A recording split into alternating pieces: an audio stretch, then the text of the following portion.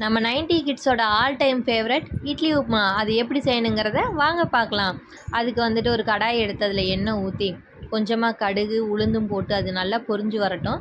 பொரிஞ்சு வந்ததுக்கப்புறமா வந்துட்டு கொஞ்சமாக கடலப்பருப்பு இருக்கு இல்லைங்க, அது கடலப்பருப்பையும் போட்டு அது நல்லா பொன்னிறமாக வர வரைக்கும் நல்லா வறுக்கணும். இப்போ ரெண்டாவது ஒரு பெரிய வெங்காயம் 3 பெரிய வெங்காயத்தை எடுத்து அது பொட்டி பொட்டியாக கட் பண்ணியிருக்கேன், அதையும் போட்டு நல்லா வணக்கிட்டு ஒரு பச்சை மிளகா 2 வரமிளகா போட்டு அதையும் கிள்ளி போட்டு அதையும் நல்லா வணக்கி விட்டு அப்புறம் நம்ம தோட்டத்தில் இருக்க கருவேப்பிலை இருந்துச்சு, அந்த கருவேப்பிலையும் போட்டு கொஞ்சமாக மஞ்சத்தூள் கொஞ்சம் உப்பு போட்டு நல்லா ஒரு பரட்டி விட்டு அது கொஞ்சமாக வணங்கினதுக்கப்புறமா நம்ம இட்லி வச்சுருக்கோம்ல, நான் 3 இட்லி வச்சுருந்தேன், அதை நல்லா உதுத்து வச்சுருந்தேன், அதையும் இந்த வெங்காயத்தோடு போட்டு நல்லா பரட்டி நல்லா மிக்ஸ் பண்ணணும்.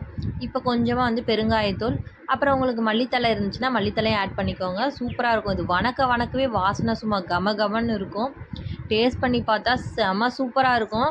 கண்டிப்பாக மிஸ் பண்ணாமல் செஞ்சு பாருங்கள்.